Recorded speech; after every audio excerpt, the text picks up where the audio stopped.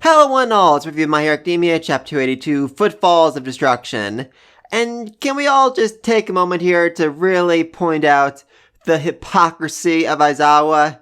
Oh, you were all sanctimonious back when you first met the class about how you can't cripple yourself, how you can't break your limbs and bones, and still keep on fighting, still on being a hero. But here, you don't even hesitate to cut off your own freaking leg. It really feels like you're setting a double standard here, and that is definitely not fair to your students. If you're allowed to rip off limbs, then they should be allowed to break them. That's all I'm saying here. Even if it was completely amazing and awesome how you cut off your own freaking leg in the middle of battle and barely even flinched. Even Shigaraki had to admit how freaking cool it was that he did that. Oh, I love it. I am, however, a little bit concerned about good old Eri.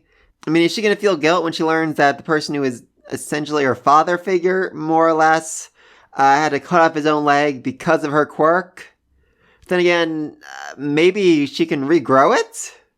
I mean, I've theorized a lot about what she's capable of doing.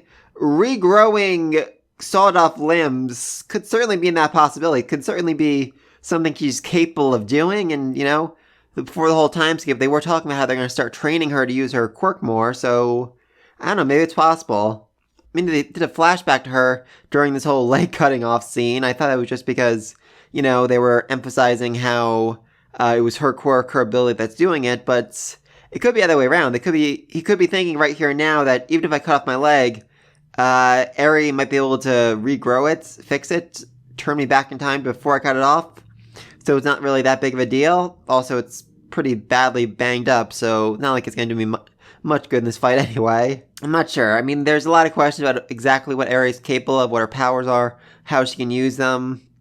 A lot of people are saying she's way too OP, but we still don't really know what her limitations are and how she, you know, regrows her horn, how that builds up energy, so it's gonna be interesting to see what happens with that.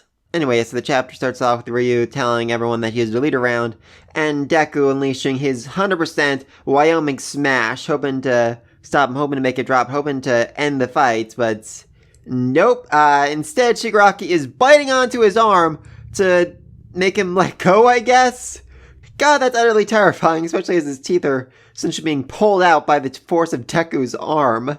Very, very terrifying, but thankfully Bakugo managed to destroy the first Elite round, so the only one he has left was the one he used to take out Aizawa, and even that one, I guess, didn't work.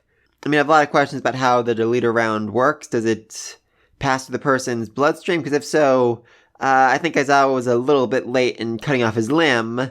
But it is based on her quirk's ability, so maybe it's more of a infection spreading and growing throughout the body. I'm not sure about that. Anyway, then Shigaraki goes to kill Aizawa with his mouth a absolute bloody mess.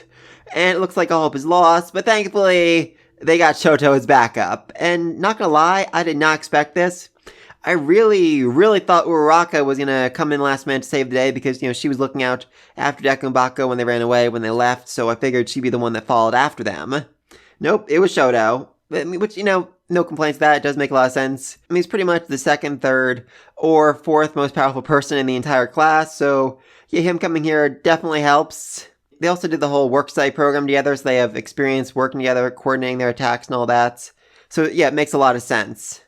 Oh, sweet Jesus. Okay, I didn't actually notice this the first time around, but I was trying to figure out what Deku was doing with the Black Whip here. He's using it to essentially act as a splint for his arm, which Shigaraki almost ripped off with his teeth. So yeah, he's using the Black Whip literally as a splint to hold his arm together, and then still uses it to punch him with the arm that he almost bit off. God, that is terrifying. Deku's ability to withstand pain is probably a quirk in and of itself. But even with all their efforts, looks like Aizawa is down for the count, meaning that Shigaraki got all his quirks back, including regeneration, which... oh, that's bad. That's very, very, very bad. I mean, the only silver lining in any of this is probably the fact that he's already used up a lot of his energy and endurance in this fight, and he might be running low, he might be about to exhaust himself. I mean, the energy to use all these quirks and to keep fighting has to come from somewhere, and it can't be limitless, or else he'd essentially be a god. So sooner or later he's gonna need a break. Sooner or later he's gonna need to stop and take a breather. And I don't know, maybe there's a possibility that because the process wasn't finished, because he didn't go through the whole chrysalis stage to evolve like this, that's it's going to come with side effects. Maybe he's going to break down and he's going to need to rest, take a few weeks off to recover before he can use his powers again. I mean, that's really their only hope of not dying right here. Anyway, then we flash over the rest of Class A, and I do just love that Ida refers to them as the Lockdown Boys. Oh, Ida, that was actually funny. That was legitimately funny. Even really improved. I like that.